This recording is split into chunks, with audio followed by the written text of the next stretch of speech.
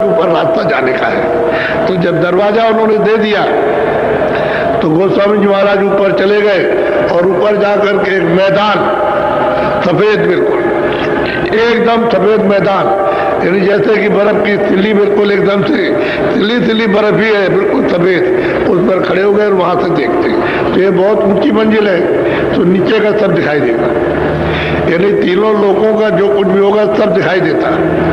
और जब आप ऊपर करेंगे तो ब्रह्मांड नजर आएंगे तरह तरह के। तो ही कहते हैं कि भाई मैंने वहां सब खड़े होकर के सब देखा, स्वर्ग भी देखा, वैकुंठ भी देखा, ब्रह्मा को भी, विष्णु को भी, शिव को भी, और देवी को और देवता को भी, और यहाँ मनुष्यों को और 4 खानों को, 84 लाख योनियों को, नरकों को, जीवात्माएं कैसे निकाल के डाली जाती है और क्या इनके साथ सब देखा अपनी आंख पे उस मैदान में खड़े होके। और ऊपर आंखें की तो कहते हैं तमाम ब्रह्मांड, अति विचित्रता, लोक अनेका और रचना अमित देखा। हर लोक की रचना अलग अलग है, जो यहाँ कहने में नहीं आता, न लिखने में आ सकती है। इशारा जरूर किया जाता है, इशारा तो कर रही है, क्योंकि इशारा नहीं किया जाएगा तो कैसे, क्योंकि वहां जो कुछ है यहाँ नहीं है, वो रचना यहाँ नहीं है, यहाँ की जड़ रचना है और वहां चेतन रचना है। इसलिए वहां का यहाँ कुछ कह नहीं सकते, इशारा कर सकते क्या इतना प्रकाश है, इतना है, 2 सूरज के बराबर, 4 सूरज के बराबर, 4 चांद के बराबर, ये तो कह सकते हो। लेकिन वहां तो न मालूम कितने चांद और सूरज खिले हुए। यहाँ तो एक सूरज एक चांद है और वहां सूरजों की फर्श बिछी हुई है, जमीन पर सारे सब जगह बिछे हुए हैं, सूरज और चांद और चमक रहे, वो तो अद्भुत दृश्य है। तुम्हारे मनुष्य शरीर से रास्ता जाता है। अब ये क्यों नहीं समझते हो कि हमको मनुष्य शरीर मिला तो हमारे ही शरीर से रास्ता जा रहा, उधर पहाड़ से नहीं है ना, जंगल में, इसी शरीर से सीधा जाता है, इधर से। ये जीवात्मा बैठी है दोनों आंखों के मध्य में, ये है आज्ञा चक्र, छठा चक्र, तीसरा चले यहाँ बैठी, यहाँ से ऊपर इसको ले चलो आप तो रास्ता आपको मिल जाएगा, तब मिलेगा रास्ता। और नाम की डोरी वो साफ सामने पड़ी हुई है, इसी को पकड़ो सामने। लेकिन बीच में जब पर्दा कर्मों का आ गया तो उसी वजह से आंख और कान नाक बंद हो गए। अब वो महात्मा मिल जाए तो रगड़ करेगा, अतिशय रगड़ करे जो कोई, अनल प्रकट चंदन से हुई। अरे भाई चंदन चंदन रगड़ते तो आप पैदा हो जाती है, तो आप जरा रगड़ करो। रगड़ करने का मतलब अभ्यास, यानी ध्यान और भजन करो, रगड़ करके करो अच्छी तरह से, तो ये साफ मैल साफ हो जाए।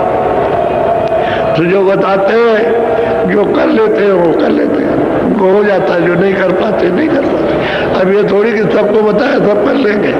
अरे सिखाया जा रहा, बताया जा रहा, चलाया जा रहा, फिर पूछते हैं, फिर करो, तुमने छोड़ क्यों दिया, और कहीं फंस गए थे हम इस झंझट में, और ये हो गया और उसमें हो गया तो इससे छूट गया। भाई आप करो, जो कुछ कर सकते हो करो। अभी मनुष्य शरीर है, फिर तुम्हारा ये शरीर नहीं रहेगा तो फिर क्या करोगे। तो इनको बहुत तरह की समझौती देते, लेकिन अब यह है कि इनको अधिकार है, जाग जाओ तो जाग जाओ, जबरदस्ती इनके साथ करना नहीं है कि भाई जबरदस्ती करेंगे तो फिर तो काल कहलाएंगे।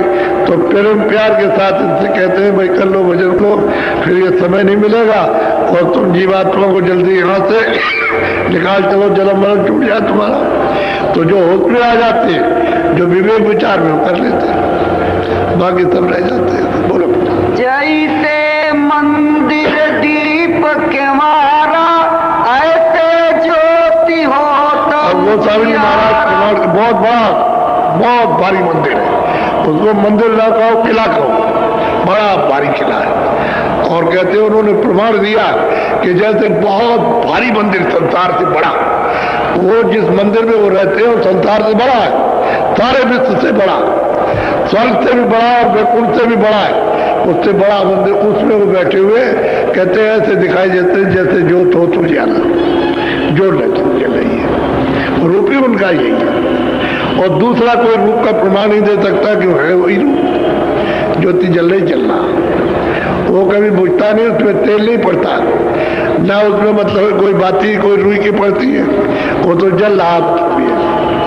और वो जिस आवाज से उतारे गए, उस मालिक ने उनको उतारा है, उसी में तो सब कुछ। अगर आवाज छूट जाए तो फिर हमारी आपकी तरह से हो जाएंगे, वो आवाज को पकड़े हुए, सारा का सारा सब मिल रहा वहां था, सब खुराक मिल रही है और टिके हुए वहां पर, जैसे जोत हो तो जा रहा।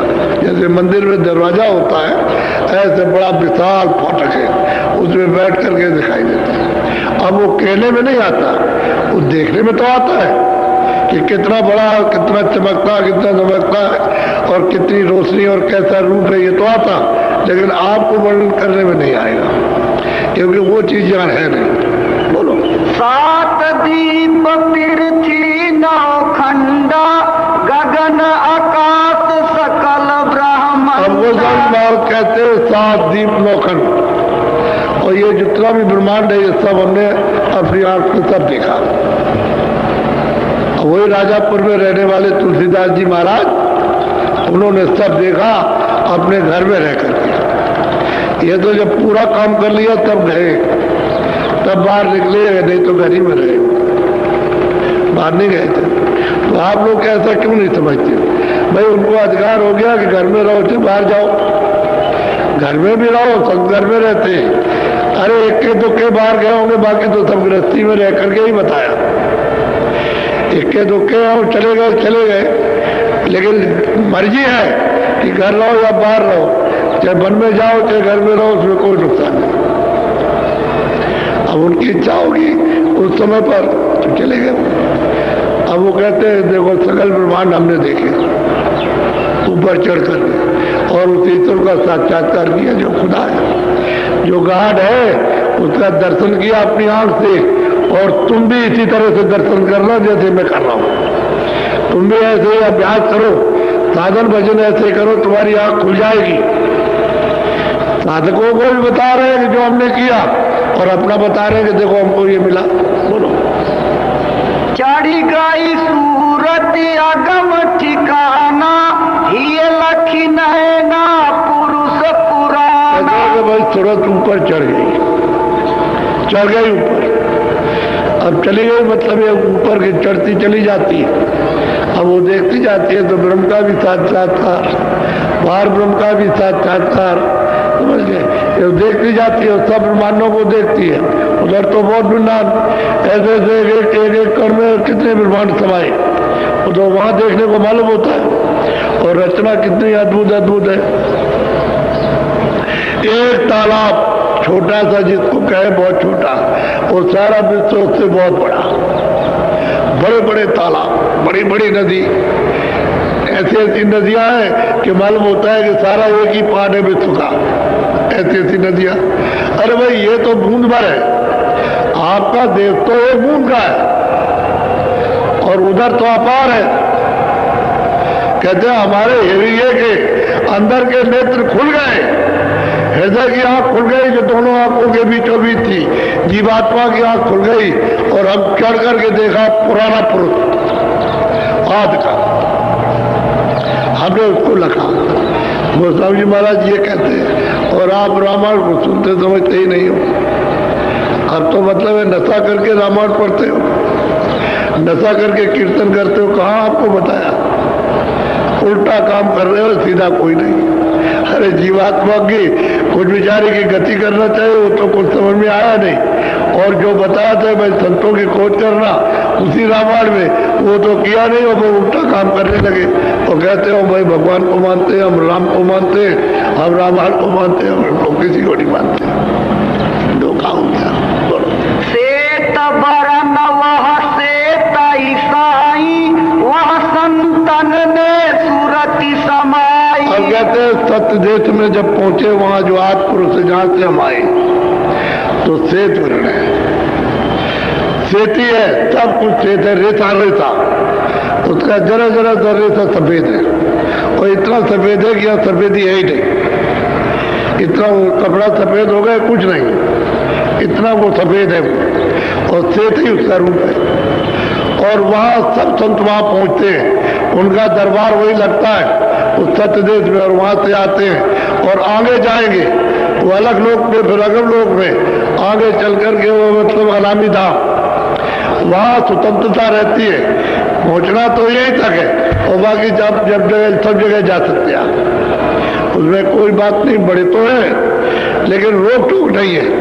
बहुत बड़े, एक एक मतलब है कि रोम रोम में अरबों अरबों खरबों खरबों उनके सूरज और चांद। ये पूछ रही है अंदर का सूरज चांद, उसकी उपमा देते हैं। ये सूरज चांद को कौन पूछेगा?